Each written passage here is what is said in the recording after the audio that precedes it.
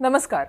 હવે હું તમને કહેવા જે જઈ રહી છું એ દિવસના સૌથી મોટા સમાચાર છે. માણસ જાત સામે આવી રહેલી સૌથી મોટી સમસ્યા છે અને તમે એને એટલા માટે ખૂબ ધ્યાનથી સાંભળજો કેમ કે મને એવું લાગે છે કે આનાથી મહત્વનું બીજું કશું જ નથી. અરવલ્લીના ધનસુરા પાસેની એક ઘટના છે. એ ઘટના સાંભળતાની સાથે જ મને 5 મિનિટ એ ઘટના પ્રોસેસ કરતા લાગી કે આ એક્ઝેક્ટલી થયું શું છે. 31મી ડિસેમ્બરની સાંજે પોલીસ સ્ટેશનમાં ફરિયાદ જાય છે. અરવલ્લીના ધનસુરા પાસેના પોલીસ સ્ટેશનમાં ગયેલી ફરિયાદમાં માતા પિતા એવું કહે છે કે એમની માત્ર 5મા ધોરણમાં ભણતી છોકરી જેની ઉંમર 10 વર્ષ છે એ 10 વર્ષની છોકરીનું કોઈએ અપહરણ કરી લીધું છે.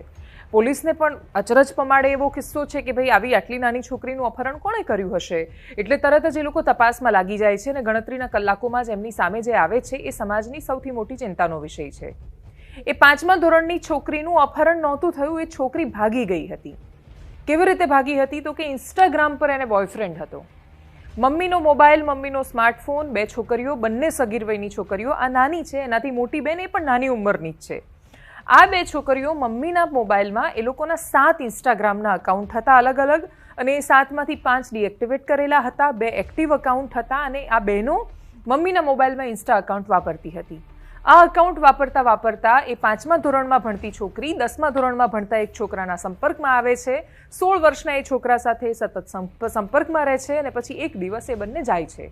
પોલીસ હવે એવું કહી રહી છે કે કિશોર આ છોકરીને ભગાડી ગયો અને ભગાડી ગયો નહીં, હવે એ અપહરણનો ગુનો નોંધ્યો છે એટલે અપહરણ કર્યું એવું પણ કહી રહ્યા છે.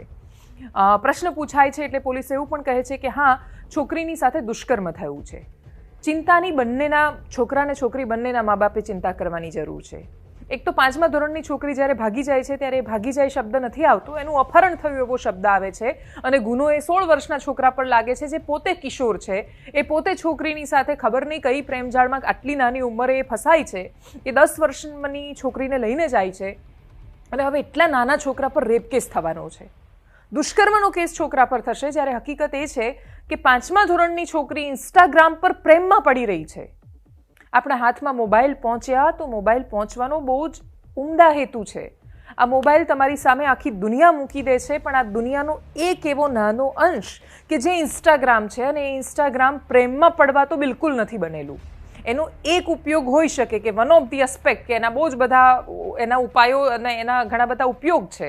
એમાંથી એક એ હોઈ શકે કે ભાઈ એના પર લોકો પ્રેમમાં પડે છે, પણ ખાલી પ્રેમમાં પડવાનું એ માધ્યમ નથી ને એ 5મા ધોરણમાં ભણતી છોકરી માટે તો નહીં જ. સરકાર શું કરી રહી છે આ દિશામાં પ્રયત્ન? તો સરકાર એક ડિજિટલ પોલિસી લઈને જે આવી રહી છે પ્રોટેક્શન માટે, સુરક્ષા માટે, તો એમાં સરકારે કહ્યું છે કે જો હવે તમારે 18 વર્ષથી નીચેના બાળક માટે મા બાપે પણ જો ઇન્સ્ટાગ્રામનું અકાઉન્ટ બનાવવું હશે તો એના માટે આખી પ્રોસેસ છે ફોલો કરવી પડશે, પરવાનગી લેવી પડશે, તમે નહીં બનાવી શકો. એટલે એક બાજુ 18 વર્ષથી ઓછી ઉંમરના બાળકનું અકાઉન્ટ પણ મા બાપ ન બનાવી શકે એ પ્રકારની ચિંતા વ્યક્ત થઈ રહી છે અને બીજી બાજુ મમ્મીના સ્માર્ટફોનમાં 5મા ધોરણની છોકરીઓ છે એ પ્રેમમાં પડી રહી છે. આનાથી મોટો ચિંતાનો વિષય બીજો કયો હોઈ શકે સમાજ માટે? આદિમાનવના હાથમાં પથ્થર હતા, પથ્થર ટકરાવ્યા તો આગ પેદા થઈ. એને નહોતી ખબર એ આગથી શું થઈ શકે. એ આગથી એણે દાવાનળ લગાડ્યો હોત, એ આગથી એણે જંગલો બાળી નાખ્યા હોત, એ આગથી એણે પોતાના વસવાટોને ખતમ કરી નાખ્યા હોત, પણ એ બુદ્ધિપૂર્વક, વિવેકપૂર્વક આગનો ઉપયોગ કરતા શીખ્યો, એ આગથી રાંધતા શીખ્યો. પથ્થર ઘસ્યા અને જ્યારે એણે ચાકુ બનાવ્યું ત્યારે એ ચાકુથી કોઈને મારી પણ શકતો હતો, પણ આપણે ધીરે ધીરે એનો સદુપયોગ કરતા શીખ્યા, આપણે એનાથી શાક સમારતા શીખ્યા અને આપણે બધાના ઘરમાં ચાકુ છે પણ એ હત્યા માટે નથી વાપરતા, એ શાક સમારવા માટે વપરાય છે. અને એ જ રીતે મોબાઈલ છે એના બહુ જ બધા બીજા ઉપયોગ છે. મોબાઈલનો અને ઇન્સ્ટાગ્રામનો ઉપયોગ જો 5મા ધોરણની છોકરીઓ પ્રેમમાં પડવા માટે જ કરશે અને 10મા ધોરણના છોકરાઓ જો છોકરીઓને ભગાડી જવામાં વાપરશે તો પરિણામ એ આવશે કે એક તો છોકરીઓની સામે તો ખાલી એક પ્રશ્ન થશે, છોકરાઓ પર તો રેપ કેસ થાય છે, 10મા ધોરણના છોકરાની જિંદગી શું, એનું ભવિષ્ય શું? આ બહુ મોટો ચિંતાનો વિષય છે. જો બંને પોતપોતાની સહમતિથી ભાગ્યા છે તો હવે એ છોકરીના મા બાપે વિચારવું પડશે કે કોઈ છોકરાની જિંદગી બરબાદ કરવી, જો એણે અપહરણ નથી કર્યું તો એના પર અપહરણ કે દુષ્કર્મનો ગુનો શું કામ લાગુ થવો જોઈએ? પરસ્પર સહમતિથી થયેલા કોઈ પણ કૃત્યો માટે એવા અપરાધો તો લાગુ ન જ થવા જોઈએ જેનાથી સામેવાળાની જિંદગી છે એ આખી જોખમમાં મુકાઈ જાય. પોલીસ આના પર શું કહી રહી છે? અને પોલીસ તો ઓબ્વિયસલી એના પર દુષ્કર્મનો અપરાધ દાખલ કરવાની છે કેમ કે જે ફરિયાદ થઈ, કાયદો જે કહે છે એ પ્રકારે પોલીસ કામ કરવાની છે. પોલીસનું વર્ઝન સાંભળીએ. ગઈ તારીખ 31/12/2024ના રોજ અરવલ્લી જિલ્લાના ધનસુરા પોલીસ સ્ટેશન ખાતે એક 10.5 વર્ષની ઉંમરની જે બાળકી હતી એના અપહરણનો ગુનો દાખલ કરવામાં આવેલો. આ જે બાળકી હતી એ 5મા ધોરણમાં અભ્યાસ કરતી હતી અને એની જે ઉંમર છે એ જોતાં માનનીય પોલીસ અધિક્ષક સાહેબે તાત્કાલિક આજે અપહરણ થયેલું એ બાળકીને શોધી કાઢવા માટે સૂચના કરેલી, જે અનુસંધાને તાત્કાલિક ધનસુરા પોલીસ સ્ટેશનની અંદર અપહરણનો ગુનો દાખલ કરેલો અને જે બાળકી છે એના માતા પિતાને બોલાવી અને એમની પ્રાથમિક પૂછપરછ કરેલી. તો એવી હકીકત જણાઈ આવેલી કે આ જે ભોગ બનનાર બાળકી હતી, આ ઉપરાંત એની જે મોટી બહેન છે એ પોતે પણ સગીર વયની છે અને બંને બહેનો જે છે એ એની માતાનો જે સ્માર્ટફોન હતો એનો એ ઉપયોગ કરતી અને બંને બહેનોના થઈને લગભગ 7 જેટલા એમના ઇન્સ્ટાગ્રામના એકાઉન્ટ હતા, જેમાંથી 5 જેટલા બંધ હતા અને 2 એક્ટિવ હતા.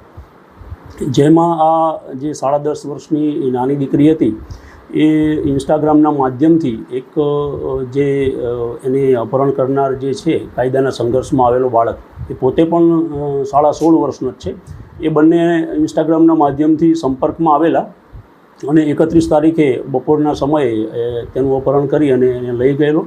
તાત્કાલિક બીજા દિવસે હ્યુમન ઇન્ટેલિજન્સ અને ટેકનિકલ સોર્સની મદદથી પોલીસે જે આ ભોગ બનનાર છે અને કાયદાના સંઘર્ષમાં આવેલ જે કિશોર છે બંનેને શોધી કાઢેલ છે અને આગળની જે કંઈ કાયદેસરની કાર્યવાહી છે એ પોલીસે હાથ ધરેલ છે.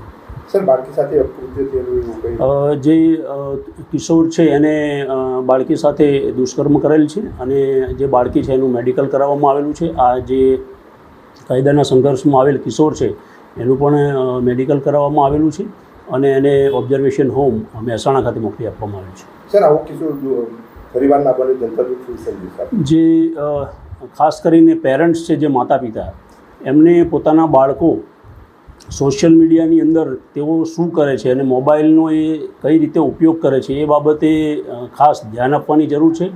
આ કિસ્સામાં એવું હતું કે એના જે માતા છે એમને કોઈ સોશિયલ મીડિયા વાપરતા કે એવું કંઈ આવડતું નથી, પણ એમની પાસે સ્માર્ટફોન હતો તો એ ફોન ઘરે રાખતા હતા અને જ્યારે એ ખેતરમાં કામ કરતા હોય ત્યારે આ બંને જે બહેનો છે એ એમના જ મોબાઈલથી ઇન્સ્ટાગ્રામનો જે છે સોશિયલ મીડિયામાં એ યુઝ કરતા હતા.